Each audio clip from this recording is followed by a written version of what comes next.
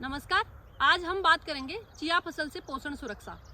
जैसे कि हम सभी जानते हैं, वर्तमान समय में लोगों में काफ़ी बीमारियां चल रही है, जैसे कि मोटापा है, डायबिटीज़ है, लो बीपी है, शुगर है, कैंसर है। और ये बीमारियां जो है वो प्रत्यक्ष या अप्रत्यक्ष रूप से किसी न किसी तरीके से गलत खान पान से जुड़ी हुई है। तो आज के समय हमें ज़रूरत है कि हमारी डाइट में कुछ ऐसी चीज़ें शामिल करी जाए जिससे कि इन सब बीमारियों से बचा जा सके।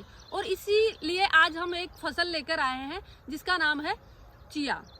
चिया जो है वो सामान्यतया इसको मार्केट में चिया सीड्स के नाम से ये बिकता है और इसकी बाजार में काफ़ी मांग बढ़ रही है। अगर हम इसके सामान्य परिचय की बात करें तो ये जो इसका वैज्ञानिक नाम है वो है साल्विया हिस्पानिका, जो कि लेमिएसी जिसे पुदीना परिवार बोलते हैं उसका पौधा है।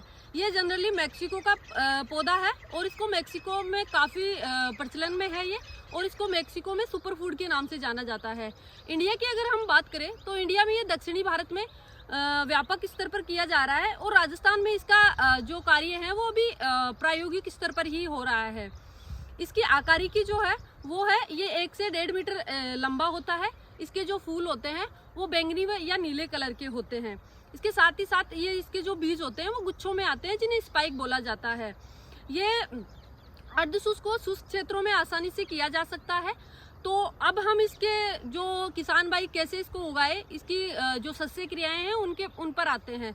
तो सबसे पहले हमें ज़रूरत है कि ये कौन सी जलवायु में होता है।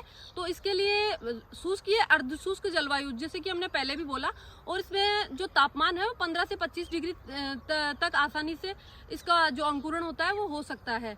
अब हम अगर इसकी मृदा की बात करें तो इसको मध्यम से जो हल्की से मध्यम भुरभुरी मृदा होती है जिसका पीएच मान 6 से 8.5 तक होता है, वहाँ आसानी से हो सकता है। इसके साथ ही साथ अगर हम इसकी जो बुआई की तरीके की बात करें कि उसको किस तरीके से बोया जाए, तो सबसे पहले खेत को समतल करके जुताई करके उसको समतल करने के बाद इसको पंक्तियों में बो दिया जाता है। और लेकिन बुआई के समय एक सबसे ज़रूरी बात जो ध्यान रखने की है वो ये है कि ये जो पौधा है इसके बीज है वो बहुत ही छोटे बीज होते हैं। इस वजह से इनके अंकुरण में एक समस्या होती है, इसलिए इसकी जो गहराई है वो 1 या 1.5 सेंटीमीटर से ज़्यादा नहीं की जाए। और अगर मृदा हल्की है जो जल्दी से सूखती हो तो उस मृदा में बुआई के तुरंत बाद एक हल्की सिंचाई दी जाए जिससे कि इसका अंकुरण आसानी से हो सके। अगर हम इसकी बुआई के समय की बात करें तो ये रबी और खरीफ दोनों सीजन में आसानी से उग सकता है, तो इसको किसी भी सीजन में ले सकते हैं।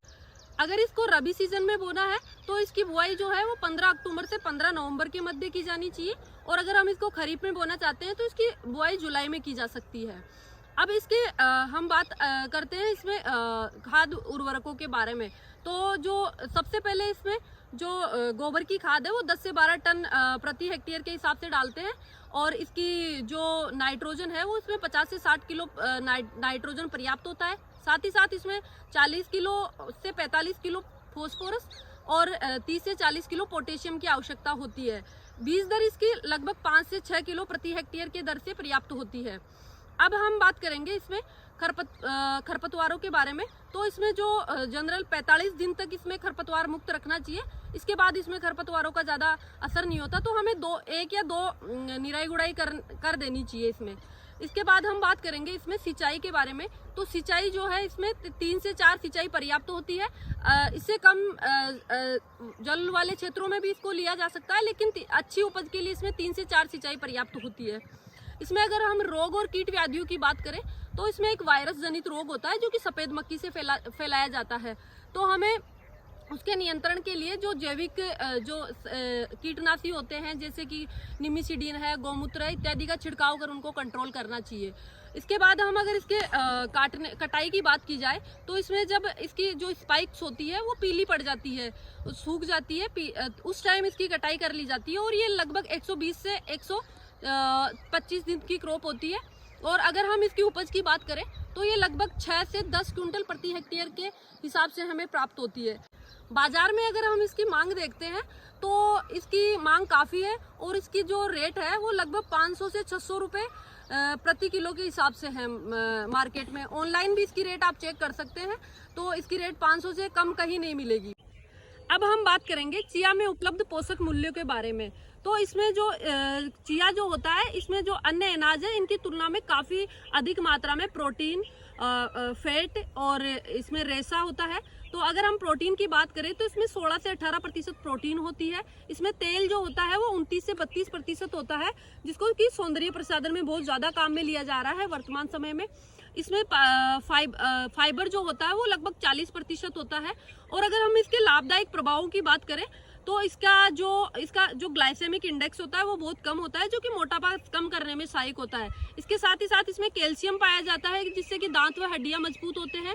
और इसमें जो फाइबर होते हैं वो कोलेस्ट्रॉल को कम करते हैं, जिससे कि बीपी की समस्या से भी निजात पाई जा सकती है।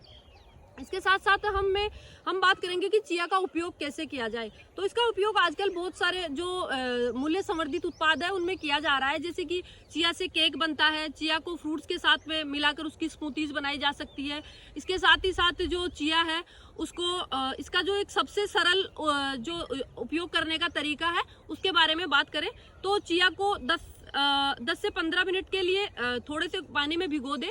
उसके बाद थोड़ा सा पानी गर्म करके और उसमें आधा नींबू डाल के उसको एक गिलास बना ले और चिया सीड भी उसमें डाल ले और उसको पी ले।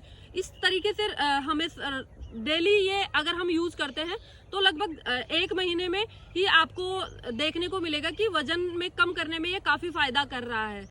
इस प्रकार इसकी उपयोगिता व महत्व को देखते हुए किसान भाइयों को हमें चिया क्रॉप के बारे में जागरूक करने की आवश्यकता है।